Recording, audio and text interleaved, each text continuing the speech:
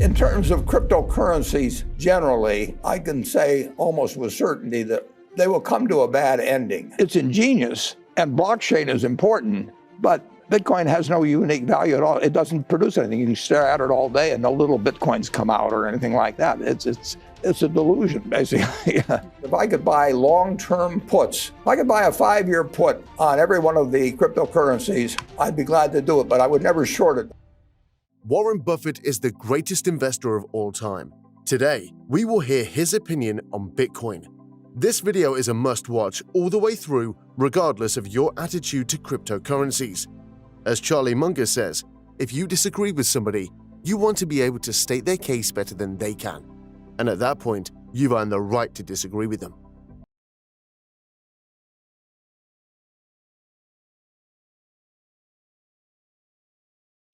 If people think they're going to make money the next day, and worse yet, if they think somebody else that they know is going to make money and they aren't going to make money, it just draws people in. At one point this weekend, you said that Bitcoin, and this was based, you were asked, Charlie said Bitcoin's like rat poison. You were asked about that comment, and you said, well, it's probably more like rat poison squared.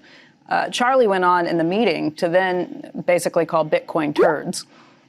He is an expressive sort, isn't he? Maybe when he gets a little older, he'll mature. I just want to ask you about that because it sparks so much controversy, and particularly on Twitter and some of the places where you might expect people who are trading in cryptocurrency to be pretty loud about what they heard. What is it about Bitcoin that gets you guys so fired up? Well, when you buy a farm, you look at the crop every year and what prices are, and you decide whether it was a satisfactory investment. I mean, you look to the asset itself and what it produces for you. When we buy a business, we look at what the business earns and decide how we feel about it in terms of what we paid. But we are buying something that at the end of the period, we not only have what we bought in the first place, but we have something that the asset produced. And when you buy non-productive assets, all you're counting on is whether the next person is going to pay you more because they're even more excited about another next person coming along. But the asset itself is creating nothing. One of the interesting things, for example, is gold.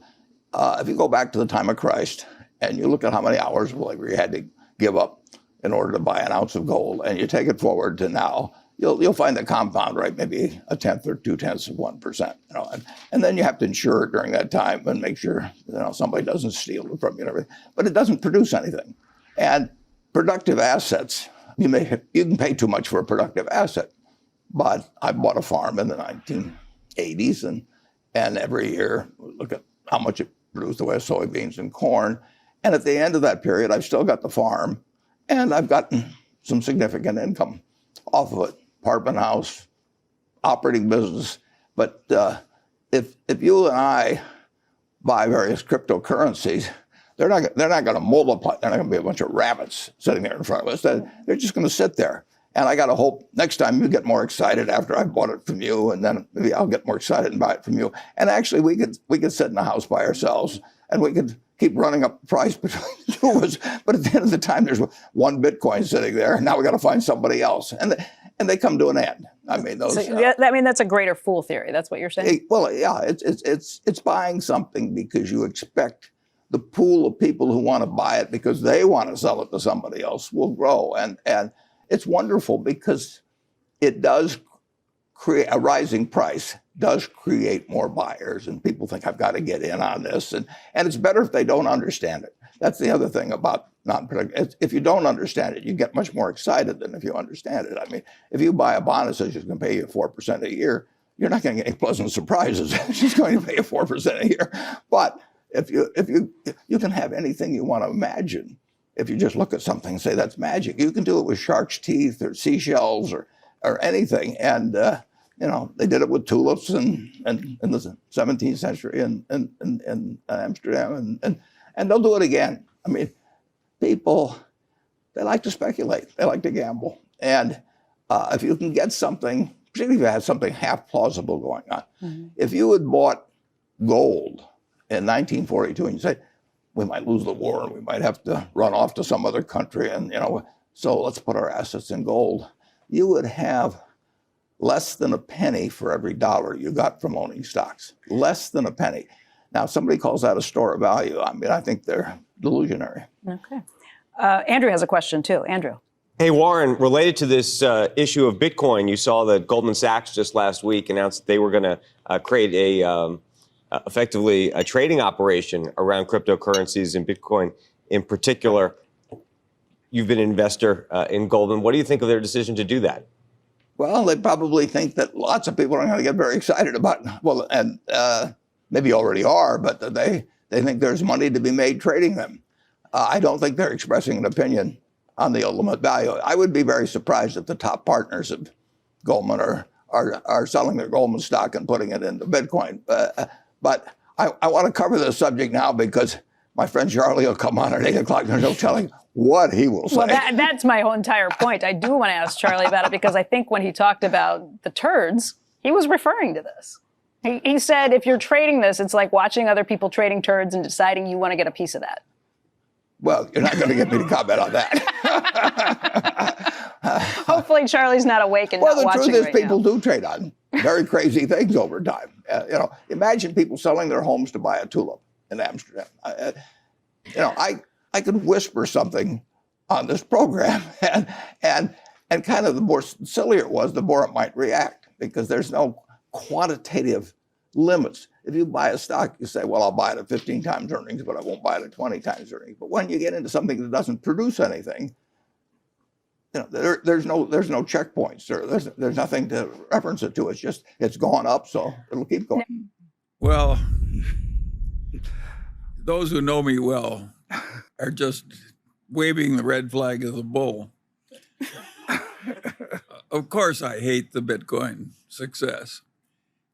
And I don't welcome a currency that's so useful to kidnappers and extortionists and so forth, nor do I like just shuffling out a few extra billions and billions and billions of dollars to somebody who just invented a new financial product out of thin air. I think I should say modestly that I think the whole damn development is disgusting and contrary to the interests of civilization. And I'll leave the criticism to others. I'm all right on that one. So what factors caused you to say that it's a bubble? Well, generally non-productive assets remain, if you had bought gold at the time of Christ and you figure the compound rate on it, it may be a couple tenths of 1%. It essentially is not going to deliver anything other than supposed scarcity, because you can only mine so many. But so what? I mean, what does it produce itself? The check is a wonderful idea. Just imagine how the world would be without being able to write checks or have wire transfer of funds. But it doesn't make the check intrinsically itself worth a lot of money. And if you said you can't use something called check with a little piece of paper, you'd do something else to transfer money. I think that anytime you buy a non-productive asset, you are counting on somebody else later on to buy a non-productive asset because they think they can sell it to somebody for more money. And it's been tried with tulips, and it's been tried with various things over time, and it does come to a bad ending. You have a hard time. You can think of raw land. I mean, the Louisiana Purchase was, say, $15 million for 800,000 or so square miles of land. In fact, you're sitting on land that came with the Louisiana Purchase, and so what we paid $20 a square mile, and 640 acres in a square mile, and you're down to 3 cents or something. So that was a pretty good purchase of what was then a non-productive property. But it depends. It's very hard. You can buy stamps. Bill Gross collected a wonderful stamp collection, and it sold for more money in the end. But it's dependent on somebody else wanting to buy, hoping they will sell it for more money, and so on. And in the end, you make your money out of productive assets. If you buy a farm, you try to estimate what the crops, what amount per acre of soybeans or corn or whatever may be raised, and how much you have to pay the farmer that farms it for you, and what your taxes will be, and various things. And you make a conclusion based on what the asset itself will produce over time. And that's an investment. when you buy something because you're hoping tomorrow morning you're going to wake up, and the price will be higher, you need more people coming into it than are leaving. And you can get that, and it will feed on itself for a while, and sometimes for a long while, and sometimes to extraordinary numbers. But in the end, they come to bad endings, and cryptocurrencies will come to bad endings. And along with the fact that there's nothing being produced in the way of value from the asset, that you also have the problem that it draws in a lot of charlatans and that sort of thing who are trying to create various sorts of exchanges or whatever it may be. It's something where people who are of less than stellar character see an opportunity to clip people who are trying to get rich because their neighbor's getting rich buying this stuff that neither one of them understands. It will come to a bad ending. Charlie? Well, I like cryptocurrencies a lot less than you do. And so, to me, it's just dementia. And I think the people who are professional traders that go into trading cryptocurrencies, it's just disgusting. It's like somebody else is trading turds and you decide I can't be left out. To the extent that we're being webcast around the world, I hope some of our stuff doesn't translate very well, actually. In terms of cryptocurrencies, generally, I can say almost with certainty that they will come to a bad ending. Now, when it happens or how or anything else, I don't know. But I know this, if I could buy long-term puts, if I could buy a 5-year put on every one of the cryptocurrencies, I'd be glad to do it, but I would never short a dime's worth. Have you thought about trading the futures to take a negative position on Bitcoin? No. You would not do that? No. There's no reason. I get into enough trouble with things I think I know something about. Why in the world should I take a long or short position in something I don't know anything about? So, we don't have to know what cocoa beans are going to do or cryptocurrencies. We just have to focus on 8 or 10 stocks businesses basically that we think are decent businesses. But I do think that I think what's going on definitely will come to a bad ending. I mean, you've got virtually everybody. I have a class, I have 11 schools coming on Friday.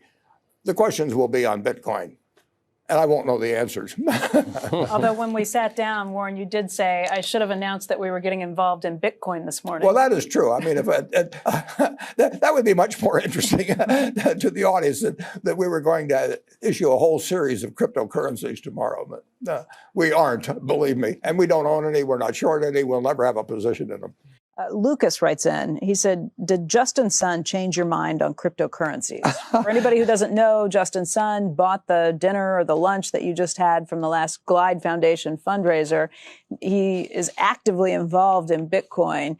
After that meeting, his PR people put out some notes saying that, you kind of listened to cryptocurrency and maybe you're a little more in tune with the idea of Bitcoin now. Well, I would say this. When Justin and 4 friends came, they behaved perfectly, and we had a good 3.5-hour dinner, and the whole thing was a very friendly exchange of ideas. But cryptocurrencies basically have no value, and they don't produce anything. So you can look at your little ledger item for the next 20 years, and it says you've got X of this cryptocurrency or that. It doesn't reproduce. It doesn't deliver. It can't mail you a check. It can't do anything. And what you hope is that somebody else comes along and pays you more money for it later on. But then that person's got the problem. But in terms of value, zero. So it sounds like he did not change your position. No, but I didn't change his either. And I had a very pleasant dinner, and those people they behaved more than well. And they gave Justin gave $4.6 million to Glide, and that will buy a lot of meals and provide a lot of beds for people in San Francisco. So I thank him. He gave you some Bitcoin. What's it feel like to be a Bitcoiner? I don't have any Bitcoin. You don't? No. Okay. You don't own Bitcoin? No, I do not own one. I don't own any cryptocurrency. I never will. And, in the end, I may start a war on currency. Maybe I can create one, and I'll say there's only going to be 21 million of them, and you can have a little ledger sheet from me and everything that says you have it, and you can have it after I die, but you can't do anything with it except sell it to somebody else. And the interesting thing, of course, is that Bitcoin's been out there a long time, and people talked about how it would be used in various kinds of exchange, but none of our companies are doing business in Bitcoin or anything. Bitcoin has been used, I think, to move around a fair amount of money illegally. So the people maybe in countries where you have a harder so time with. the logical move from the introduction of Bitcoin is to go short suitcases, because the money that was taken in suitcases from one country to another, suitcases will probably fall off in demand. I mean, so you can look at that as the economic contribution of Bitcoin to the society. I'll ask this very fleetingly. Has your position changed on Bitcoin? No, I mean, it's too bad, but Bitcoin, it's ingenious, and blockchain is important, but Bitcoin has no unique value at all. It doesn't produce anything. You can stare at it all day and no little Bitcoins come out or anything like that. It's a delusion, basically. So we've gone from rat poison squared to a delusion. Well, kind of an upgrade. Yeah, I don't. Who knows where we'll be next year? But I'm really sorry it happens, because people get their hopes up that something like that is going to change their lives, and it was a very ingenious thing to figure out how to have a limited supply and make it harder more expensive to create them as you go along, and all that sort of thing. But it doesn't. The function, and this is explained to me by people a lot smarter than I am, but they say blockchain does not depend on, and JP Morgan is talking about creating their own, JPM, and it'll be worth $1. I mean, it's matched to the dollar to dollar, and I'm sympathetic to people that own it.